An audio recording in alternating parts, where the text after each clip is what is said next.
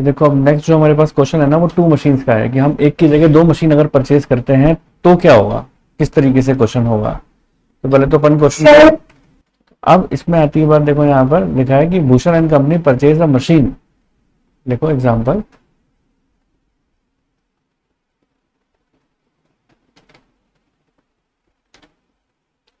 Bhushan and company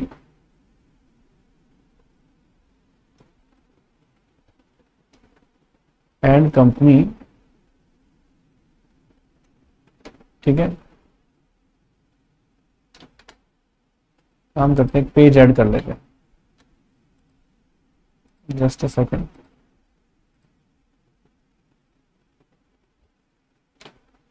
लो यहां से लिखो,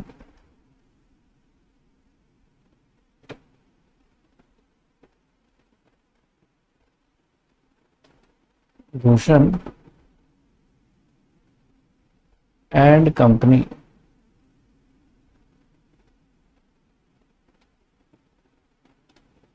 purchase a machine on 1st April 2009. Purchase a machine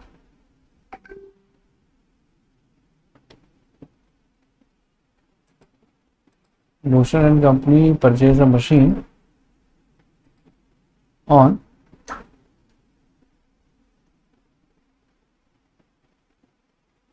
1st April 2009.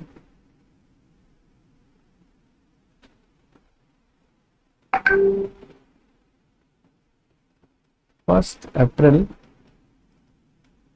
2009.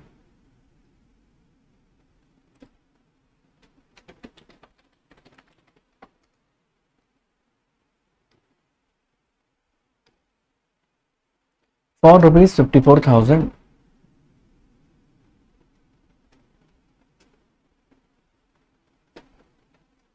ठीक है, आगे लिखें, and spent rupees 6,000 on its installation.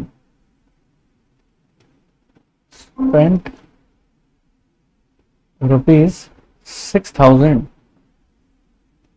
on its installation. बहुत ध्यान से सुनना इस वाले क्वेश्चन को। On 1st December 2010.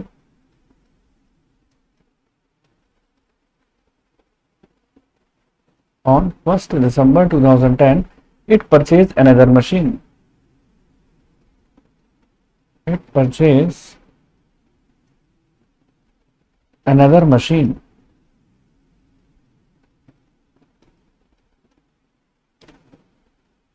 for rupees 30,000.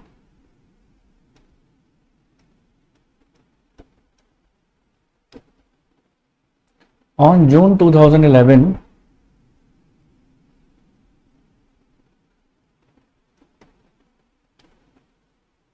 the first machine purchased on the first machine purchased on 1st April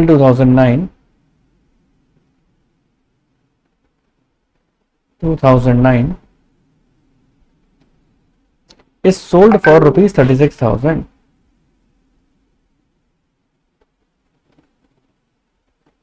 Is sold for rupees 36,000.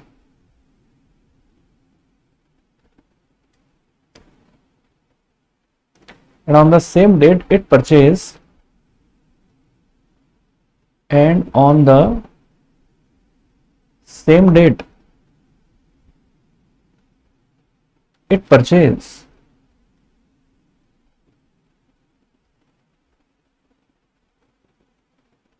a new machine for rupees 80,000. A new machine for rupees 80,000 on December 1, 2012. December 1, 2012. The second machine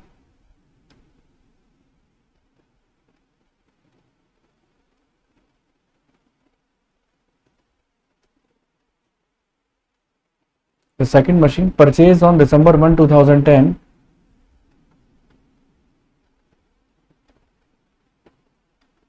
purchase on December 1st, 2010 was sold for rupees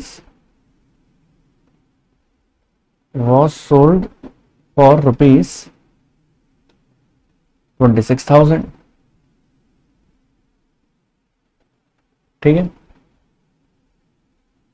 इसके बाद देखो आगे क्या लिखा है, depreciation was provided on depreciation was provided on machine at the rate 10%, at the rate 10% per annum on original cost। ठीक है, original cost method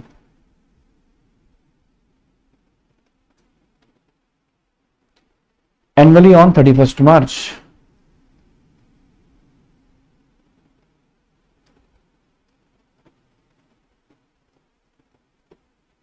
ठीक है, आगे लिखें, give machine account for 4 years,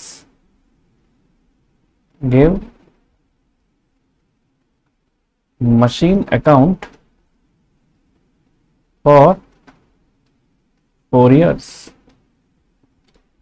तो देखो अगर क्वेश्चन इस तरीके का कॉम्प्लिकेटेड आ जाता है, अभी तो ये बहुत मतलब कॉम्प्लिकेशन की थोड़ी शुरुआत ही हुई है, आगे जाके काफी कॉम्प्लिकेटेड क्वेश्चंस आएंगे। तो आपको इस तरीके के क्वेश्चन को अगर सॉल्व करना है तो उसको कैसे सॉल्व करना होता है, ध्यान से सुनना। सबसे पहले जैसा कि मैंने आप लोगों को बताया था कि हमें गिवन दैट इंफॉर्मेशन लिखनी होती है। तो यहां पर आप कैसी इंफॉर्मेशन लोगे, गिवन दैट इंफॉर्मेशन में परचेज और सेल की इंफॉर्मेशन लिखोगे कि हमने कौन सी मशीन परचेज की, कौन सी मशीन हमने सेल की। ठीक है, तो सबसे पहले अपन क्वेश्चन को पढ़ते चले जाते हैं और परचेज और सेल की इंफॉर्मेशन लिखें। तो सबसे पहले आपने देखो 1 अप्रैल 2009 को आपने मशीन परचेज किया है। देखिए ये लिखा है 1 अप्रैल 2009 को मशीन परचेज की है, 54,000 की है और 60,000 उसकी इंस्टॉलेशन पे खर्चा हुआ है। तो ओवरऑल तो आप ये मानोगे ना कि आपने 60,000 की मशीन परचेज की है 1 अप्रैल 2009 में। तो मैंने आपको हमेशा यही बात बताई है कि जब भी हम मशीन परचेज करते हैं उस पर जो भी इंस्टॉलेशन का खर्चा होता है वो उसकी कॉस्ट में जाके जुड़ जाता है। ठीक बात है, देखो कोई जल्दी नहीं है, बहुत ध्यान से तसल्ली से समझते चले जाओ, क्योंकि अगर इसको नहीं समझा, करने का तरीका नहीं समझा, तो ये डेप्रिसिएशन चैप्टर जी का जंजाल बन जाता है, याद रखना, है ना। समझ नहीं आता, क्योंकि अगर आपने सही अप्रोच नहीं पकड़ी तो जैसा मैं समझा रहा हूं क्वेश्चन को ऐसे ही सॉल्व करना है। गिवन दैट इंफॉर्मेशन बोल रहा हूं तो आप लोगों को भी लिखनी है गिवन दैट इंफॉर्मेशन। ठीक है, तो हमने पहले पॉइंट के अंदर ये बात लिखी कि साहब हमने मशीन को परचेज किया है 1 अप्रैल 2009 में 54,000 प्लस 6,000, यानी ओवरऑल अपन ने 60,000 रुपीज वाली मशीन परचेज किया है। ठीक है, यहां तक बात। फिर इसके बाद देखो आगे वो क्या बात बोलते हैं, ऑन, देखो मैं कलर बदलता जाऊंगा जिससे आपको डिफरेंशिएट होता चला जाए। लेकिन ऑन December 1, 2010, यानी कब की बात कर रहा है, 1 December 2010 की बात करने जा रहे हैं हम। ठीक है, क्या बात कर रहे हैं 1 December 2010 की। It purchase another machine for ₹30,000, यानी आपने 30,000 रुपए की एक और मशीन खरीदी है December 2010 में, तो परचेज के नीचे ही जाके लिख दें। सेकंड, 1 December 2010 में हमने मशीन परचेज की है 30,000 की। देखो इसका नाम ही फर्स्ट मशीन है, इसका नाम ही सेकंड मशीन है, तभी तो फर्स्ट और सेकंड लिखा है मैंने। ठीक है, इसके बाद देखो अब आप फिर आगे देखो क्वेश्चन के अंदर क्या बात बोलते हैं। अब बात आ रही है 30 जून की, कह रहे हैं 30 जून को क्या हुआ, 30 जून 2011 की बात थी। फर्स्ट मशीन जो कि आपने 1 अप्रैल 2009 को परचेज किया था उसको आपने सोल्ड कर दिया 36,000। समझ रहे हो आप मेरी बात, 30 जून को आपने सोल्ड किया है फर्स्ट मशीन को 36,000, तो यानी आपने इस मशीन को सोल्ड आउट कर दिया है 30 जून 2011 में। 36,000 में, यानी 60,000 वाली मशीन को आपने 36,000 में बेच दिया। सिनेरियो क्लियर होना चाहिए ना पहले तो। और अच्छा, अब आगे आपको क्या बात बोलते हैं, एक और बात बोलते हैं, देखो आगे आप अभी बताता हूं। ये देखो आपको बोल रहे हैं, अलग कलर से बताते हैं, चलो इससे देखो, इसमें आपको क्या बात बोल रहे हैं, यहां पर and on the same date, and on the same date क्या, it purchase a new machine for ₹80,000। और 30 जून की बात है, 30 जून 2011 को आपने एक और नई मशीन खरीद ली, कितने में खरीद ली, 80,000 में, तो यानी थर्ड मशीन खरीद ली अपन ने 80,000 में। तो यहां लिखो थर्ड मशीन, जिस दिन बेची थी ना 30 जून 2011 में, उसी दिन आपने एक नई और मशीन खरीद ली 80,000 की। ठीक है, अब आगे देखो क्या बात बोलते हैं। अब वो बोलते हैं on December 2012 sorry, on December 2012 second machine purchase on 1 दिसंबर 2010, यानी इसकी बात कर रहे हैं, इस वाली मशीन की। 1 दिसंबर 2010 को जो आपने मशीन परचेज की थी, वो आपने 1 दिसंबर 2012 को बेच दी 26,000 में। समझ रहे हो आप मेरी बात, कितने में बेच दी, 26,000 में। क्लियर है यहां तक बात? चलो, तो इसका मतलब आप कौन सी डेट लिखने वाले हैं यहां पर, आप डेट लिखने वाले हैं 1 दिसंबर 2012, 26,000। कितने में बेची है, 26,000 में, सेकंड वाली मशीन। डेप्रिसिएशन प्रोवाइड हो रहा है आपका 10% per annum original cost method से, ईयर एंड 31 मार्च पर हो रहा है, 4 साल का बनाना है अपन को। तो ये सारी इंफॉर्मेशन है, बार बार क्वेश्चन देखने की जरूरत नहीं पड़ेगी, इन्हीं इंफॉर्मेशन को अकाउंट्स में पुट करना है। ठीक है जी। अब देखो, अब अपन को क्या काम करना है, अब अपन को इसके अंदर फॉर्मेट बनाना है। अपन मशीन अकाउंट बनाएंगे 4 सालों का, तो आप लोग फॉर्मेट के लिए लाइन खींच लो।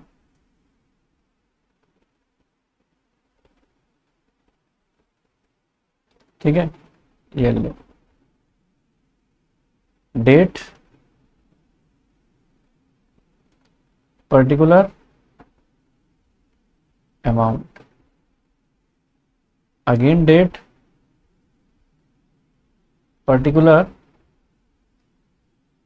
And amount. ये हो जाएगा आपका machine account, debit credit, date, particular amount, again date, particular amount. अब देखो, आप सब बच्चे जानते हो इस बात को, क्या कि हम लोग जब खरीदते हैं तो डेबिट साइड में आता है, और जब बेचते हैं तो क्रेडिट साइड में आता है, डेप्रिसिएशन भी क्रेडिट साइड में आता है। अब डेट वाइज डेट चलेंगे। देखो, सबसे पहले कौन सी डेट आएगी, आप लोग जानते हो, देखो सबसे पहले ये वाली डेट आएगी 1 अप्रैल 2009, है ना, और ईयर एंड अपना 31 मार्च पे हो ही रहा है। तो 2009 में आपने परचेज किया है, 1 अप्रैल 2009 टू बैंक। और याद रखना बच्चों, इसको देखो फर्स्ट मशीन नाम दे देना, क्योंकि कई सारी मशीनें खरीदी है, पता ही लगेगा कौन सी मशीन क्या है क्या नहीं है। तो 60,000 की खरीदी है। अब 60,000 कैसे आया, ये तो आपको बात पता ही है कि ऊपर अपने पास 54,000 की थी प्लस 6,000 की थी, टोटल मिला के 60,000 की परचेज किया। अब देखो, सारे बच्चे इस बात को जानते हैं कि हमें डेट वाइज चलना होता है। पहले 1 अप्रैल 2009 आएगा, फिर उसके बाद 2011 थोड़ा ना आ जाएगा, फिर 1 दिसंबर 2010 आएगा ना उसके बाद, है ना। अब आप खुद सोचो, इसका ईयर कब बंद होगा, 1 अप्रैल 2009 का ईयर बंद होगा 2010 में 31 मार्च, 31 मार्च में बंद होगा। अब मैं आपसे पूछूं कि ये जो मशीन परचेज की जा रही है, ये परचेज की जा रही है 1 दिसंबर 2010 में, क्या 1 दिसंबर 2010 इस तारीख से इस तारीख तक के बीच में आएगा? तो आप बोलोगे नहीं सर, क्योंकि 1 दिसंबर 2010 तो 31 मार्च 2010 के बाद आता है। इन चीजों का ध्यान रखना है। सर हमें तो ध्यान ही नहीं रहता। अब मैंने कहा अगर ध्यान नहीं रहता तो फिर एक तरीका है मेरे पास। सर क्या, बता दो। मैंने कहा यहां पर एक डायग्राम बनवाऊंगा, आप हैं बनवा दो सर। मैंने कहा देखो ऐसे बनाओ डायग्राम। 1 अप्रैल 2009 से 31 मार्च 2010 ऐसे कैलेंडर बना दिया करो। मई, जून, जुलाई, अगस्त, सितंबर, अक्टूबर, ये उन बच्चों के लिए जिनको समझ में नहीं आता कैलेंडर का। अगर आपको समझ में आ रहा है तो आपको जरूरत ही नहीं पड़ेगी। फिर अक्टूबर के बाद नवंबर, दिसंबर। ये दिसंबर कौन सा है? ये दिसंबर 2009 है।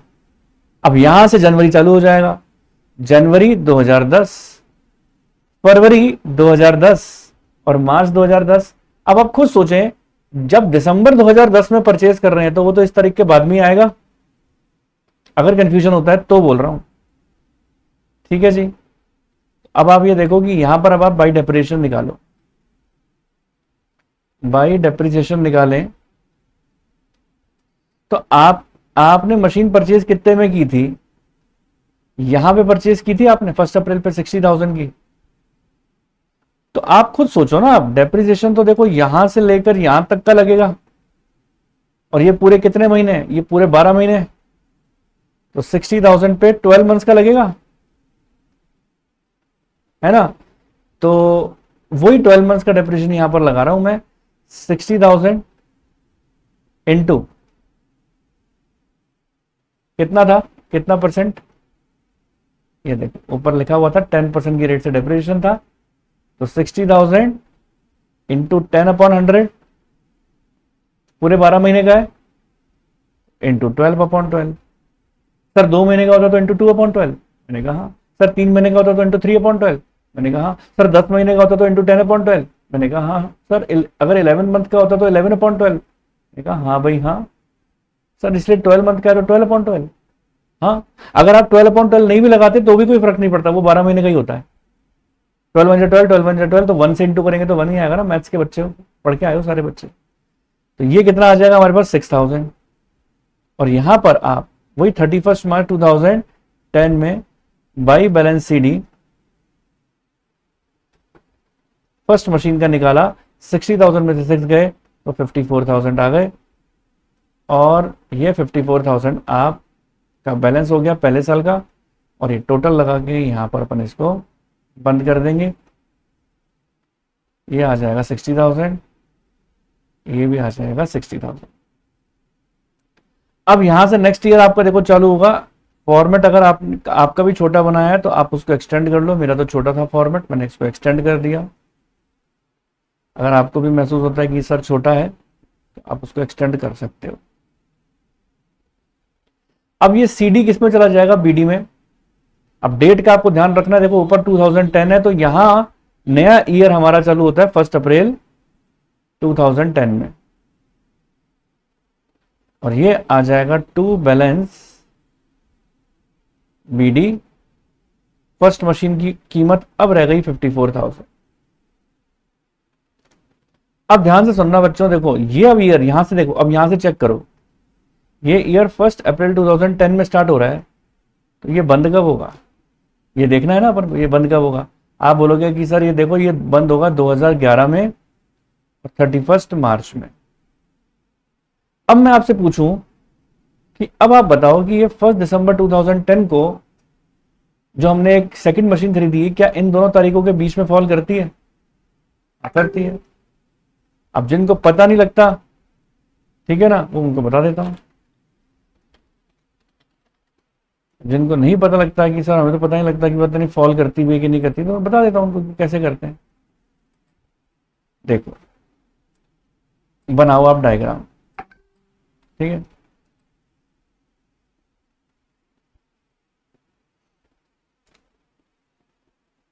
ठीक है,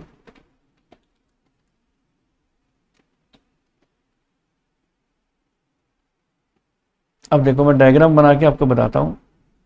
ये यहां से यहां तक था। अब ये ईयर चालू हुआ होगा 1 अप्रैल 2010 में, है ना। और 1 अप्रैल 2010 में हुआ होगा। और फिर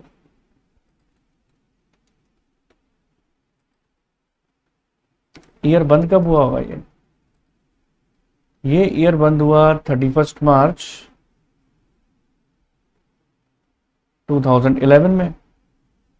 और अगर आपको अभी समझ नहीं आता, मैं फिर कह रहा हूँ, वो अपना कैलेंडर तो बना लो। देखो पूरा कैलेंडर ही है ये। अप्रैल के बाद मई, जून, जुलाई, अगस्त, सितंबर, अक्टूबर, नवंबर, दिसंबर।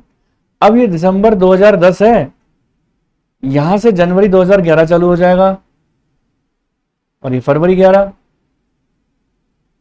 तो अब आप बताओ, ये दिसंबर 2010 में आपने सेकंड मशीन परचेज की है ना, तो आ रहा है ना इन दोनों डेट के बीच में। और कितने की परचेज की है आपने? आपने परचेज की है 30,000 की, ये रही।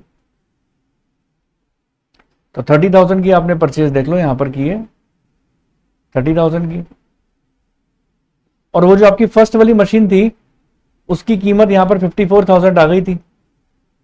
देखो, अब बहुत ध्यान से देखने वाली बात है यहां पर। सबसे पहले तो आपने जो मशीन खरीदी है ना 1 दिसंबर, देखो कॉपी करने के चक्कर में मत पड़ो, पहले समझो ये क्या चीज है। 1 दिसंबर 2010 में आपने परचेज किया, मैंने टू बैंक करके लिख दिया, ठीक है। याद रखना बच्चों, आगे सेकंड मशीन लिखना बहुत जरूरी है।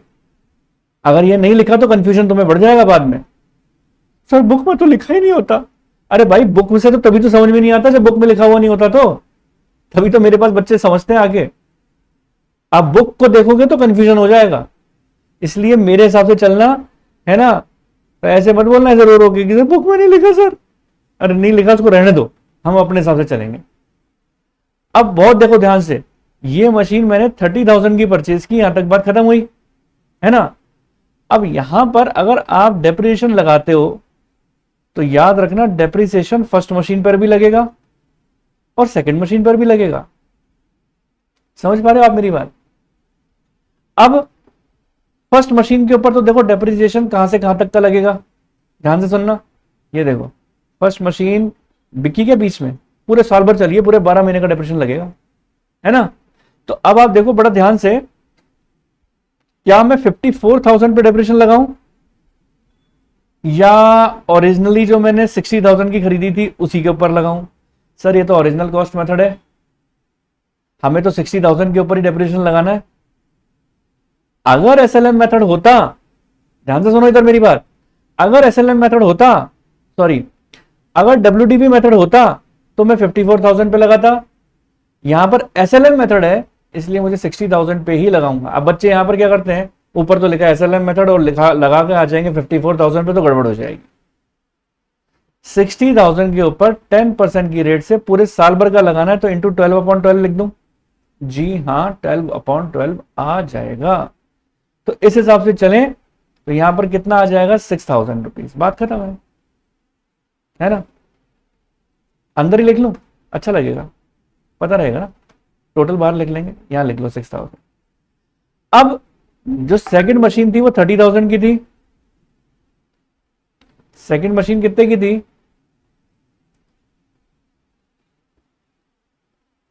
30,000 की, है ना।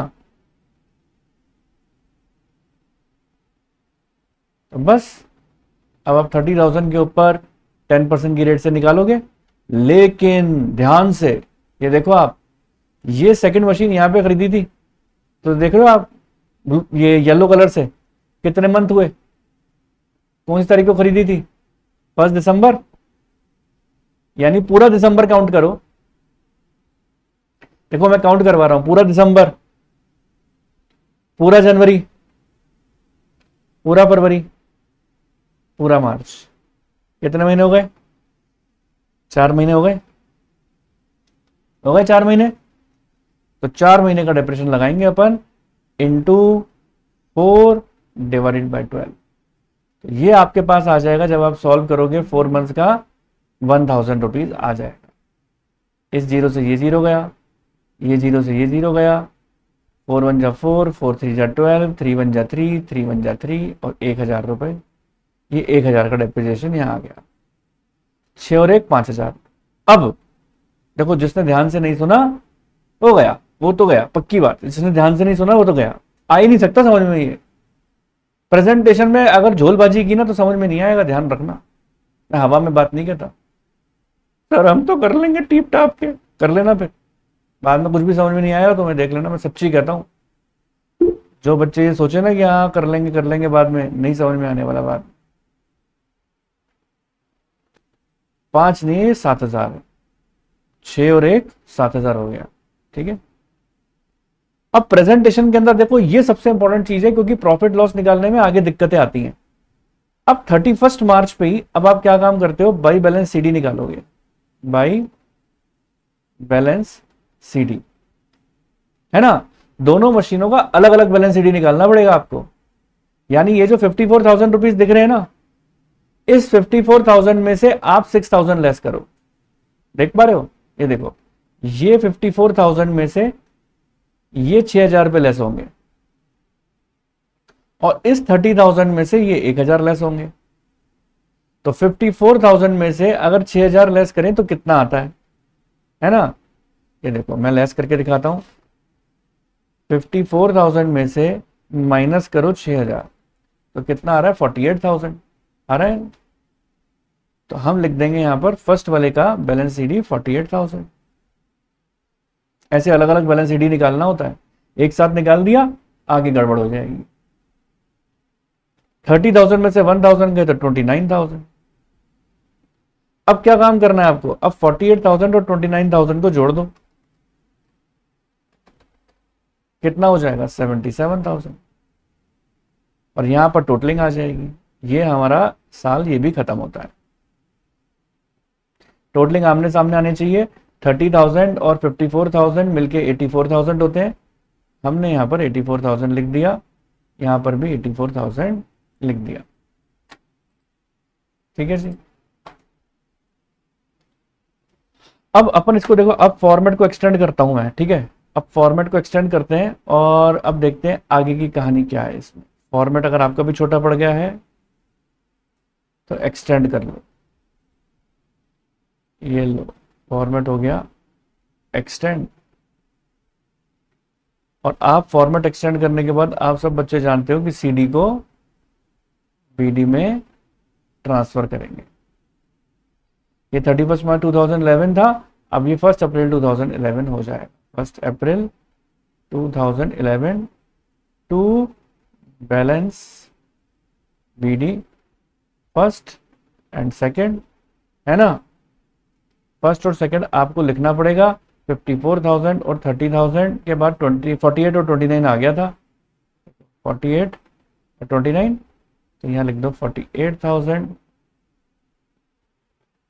29,000 और टोटल मिला के हमारे बाहर आ गया था 77,000। ठीक है जी। अब इसका ईयर कब बंद होगा, ठीक है। अब देखना ये है कि इसका ईयर कब बंद होगा। अब ये होना चाहिए 31 मार्च 2012 में जाके। कब होना चाहिए, 31 मार्च 2012। बना दूं कैलेंडर, कहीं तुम लोगों को कंफ्यूजन होता है तो इसलिए कैलेंडर बना देता हूं। ये लो, 1 अप्रैल 2011 से 31 मार्च 2012, मई, जून, जुलाई, अगस्त, सितंबर, अक्टूबर, नवंबर, दिसंबर या जनवरी फरवरी मार्च, अब यहां से 2012 चालू हुआ है, उससे पहले तो 2011 तक की था। अब कौन कौन से इवेंट हुए हैं ये अपने ऊपर लिखे हुए हैं, ये देखो, ये लिखा हुआ है। एक तो देखो ये 30 जून 2011, 30 जून 2011 को बिकी है मशीन फर्स्ट वाली। क्या मैं आपसे पूछूं कि 30 जून 2011 इन दोनों के बीच में आ रहा है? जी हां आ रहा है, देख लो आप, अप्रैल 2011, मई 2011, जून 2011, तो 30 जून 2011, 30 जून 2011 में सोल्ड हुआ फर्स्ट मशीन। कितने में सोल्ड हुई थी? क्वेश्चन के अंदर लिखा हुआ था 36,000 में, 36,000 में सोल्ड हुई थी फर्स्ट वाली मशीन, फर्स्ट मशीन। और इसी तारीख को आपने एक नई मशीन खरीदी भी थी, ये देखो मैंने लिखवाया था यहां पर, ये देखो आप, इसी तारीख को आपने 80,000 की एक मशीन खरीदी भी थी। लो 80,000 की खरीद भी लो, परचेज 80,000 की, दोनों इवेंट हुए। तो क्यों ना एक काम करूं, सबसे पहले आगे बढ़ने से पहले कर ही देता हूं ना ये काम। तो आप सबसे पहले तो यहां लिखो 30 जून 2011 टू बैंक, खरीद ली अपन ने थर्ड 80,000 की, और बेच दी यहां पर by bank, sold first machine 36,000 की। वो जो फर्स्ट मशीन थी उसकी कीमत थी 48,000, थी ना? देख लो आप। सर आपको कैसे पता? लिखी हुई है भाई, लिखी हुई है, देखो ये रही, है ना? आपने इस फर्स्ट मशीन को बेचा, मुझे एक बार बताओ, जब 1 अप्रैल आया होगा, अब देखो ये जो पहली मशीन थी जब 1 अप्रैल 2001 आया था, 2011 आया था, तो उस समय मैंने मशीन को यूज कर रहा था, मैंने बेचा नहीं था। मई आया तब भी मैंने नहीं बेचा, पूरा जून यूज कर लिया, और 30 जून को जाके मैंने फैसला लिया कि मेरे को बेचनी है पहली मशीन। तो मैं पूछूं कि वो पहली मशीन कितने मंथ तक use I? Use I 3 month तक, आई कि नहीं आई? हाँ सर आई। तो उस पहली मशीन के ऊपर आपको लगता नहीं है कि मुझे डेप्रिसिएशन लगाना चाहिए 30 जून तक का? 30 जून को बेची है अपन ने, 30 जून 2011 को, तो 30 जून तक तो काम में आई है, तो 30 जून तक का डेप्रिसिएशन लगना चाहिए बाई डेप्रिसिएशन फर्स्ट मशीन पे। अब कैसे निकालेंगे अपन? ओरिजिनल कॉस्ट तो उसकी 60,000 थी, बोलो हाँ? हाँ, अगर WDV होता तो मैं 48,000 पे निकालता। तो 60,000 फर्स्ट मशीन की कीमत थी ओरिजिनल, 10% 3 महीने का, ठीक है ना? तो आओ करके देखते हैं कितना आया।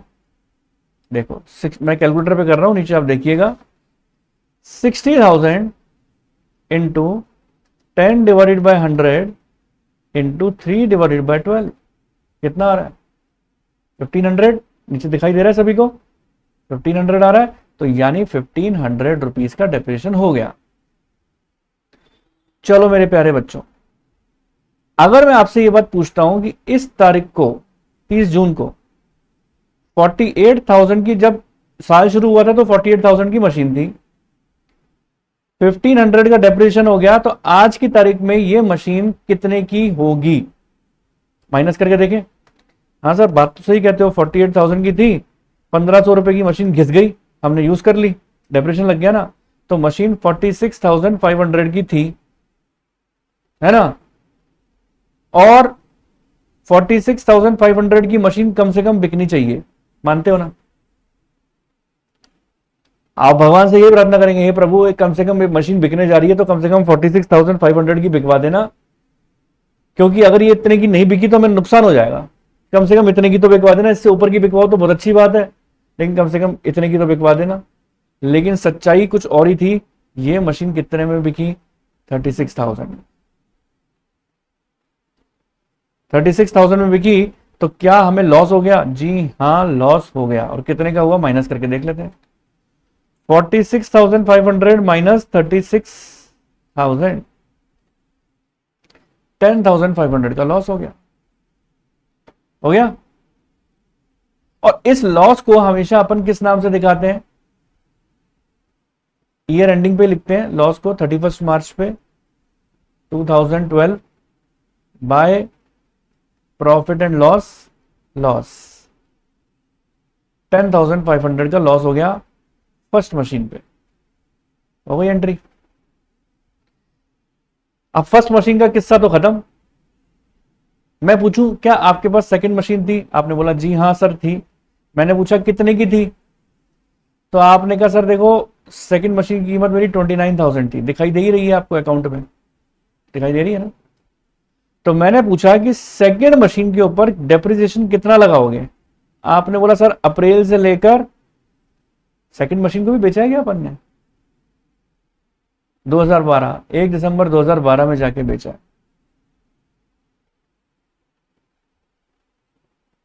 दिसंबर 2012 क्या 1 अप्रैल 2011 से 31 मार्च 2012 के बीच में आएगा क्या? आएगा क्या? लगता है क्या? 31 दिसंबर 2012 इन दो तारीख के बीच में नहीं आएगा। तो आपने क्या बोला सर यहां से लेकर यहां तक का पूरे साल भर का डिप्रेशन लगाओ, पूरे 12 महीने का, इस 29,000 वाली पर तो। और इसकी ओरिजिनल कॉस्ट कितनी थी? 30,000 थी ना?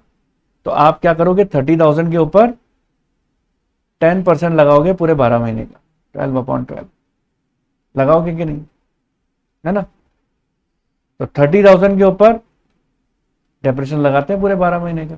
फिर से लिखो 31 मार्च 2012 बाई डेप्रिसिएशन, है ना? कितना लगाओगे आप 30,000 के ऊपर? सेकंड मशीन के ऊपर लगाने जा रहे हैं डेप्रिसिएशन 30,000 के ऊपर 10% पूरे 12 महीने का, 3,000 रुपए। फॉर्मेट छोटा पड़ गया, बड़ा कर लें?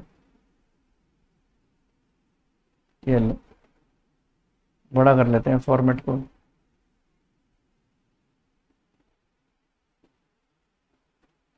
ये लो, ठीक है जी, बड़ा हो गया फॉर्मेट। अब एक और मशीन खरीदी आपने, पता ही है 80,000 की, यहां पर।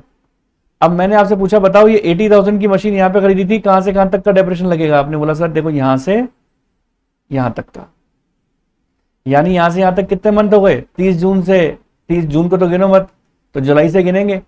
तो 80,000 के ऊपर इंटू जुलाई से लेकर मार्च तक गिनते हैं तो कितने मंथ होते हैं? 9 मंथ्स। 10% 9 मंथ्स का निकालोगे। दिख रहा है साहब? डायग्राम बोल रहा है, मैं तो नहीं कह रहा। तो यहां पर आप निकाल लो अब 9 मंथ्स का डेप्रिसिएशन इसका, है ना? तो कैसे निकालोगे? सेकेंड 80,000 का 10% इंटू 9/12 कर ले कैलकुलेटर पे। ये देखो 80,000 का 10/100 इंटू 9/12, 6,000। ये आ जाएगा यहां पर 6,000। तो टोटल मिला के कितना हो गया? 9,000। 6 और 3 9,000 होते हैं ना? अब आपको बैलेंस शीट ही निकालना है। अब आप बैलेंस शीट निकाल सकते हो। देखो फर्स्ट का तो निकालेंगे नहीं क्योंकि फर्स्ट मशीन तो चली गई। अब 31 मार्च पर बैलेंस सीडी सेकंड और थर्ड मशीन का ही निकलेगा केवल, बाई बैलेंस सीडी। 29,000 में से 3,000 जाएंगे, देखो ये रे 29,000 और ये रे 3,000। तो 29,000 में से 3,000 जाएंगे तो बचेंगे 26,000। और इसी तरीके से 80,000 में से 6,000 जाएंगे तो 74,000 बचेंगे। 74,000 अब टोटल मिला के बाहर आ जाएगा, ठीक है? 26,000 प्लस 74,000, तो ये हो गया 1,00,000 रुपीज। तो 1,00,000 बाहर आ जाएंगे, 1,00,000 का अमाउंट ये लो। अब इसको टोटल कर दो, ये साल खत्म हो गया, 80,000, 80,000, 80,000 और 77,000 का जोड़ लगाएंगे ना, तो 80 और 77 आते हैं 1,57,000, 1,57,000 और 1,57,000 टोटल आ जाएगा। अब अपन को क्या काम करना है, फिर और एक्सटेंड करना है फॉर्मेट को।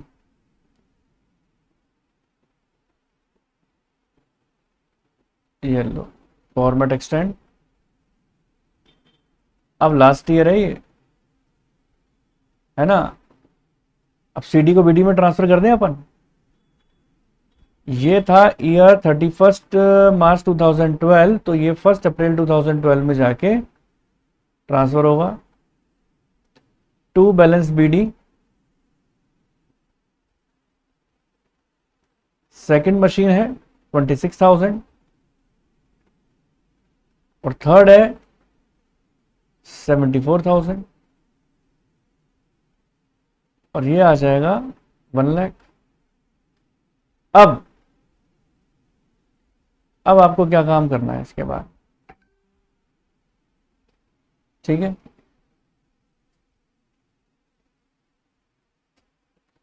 अब देखो, अब अपन को इसके बाद क्या काम करना है, सीडी को बीडी में ट्रांसफर करेंगे, ठीक है। करने के बाद अब 1 अप्रैल 2012 के बाद क्या कुछ हुआ क्या, या सब चीज हो गई। 1 दिसंबर 2012 में सेकंड मशीन को बेचा है ना, ये नहीं हुआ ना अभी।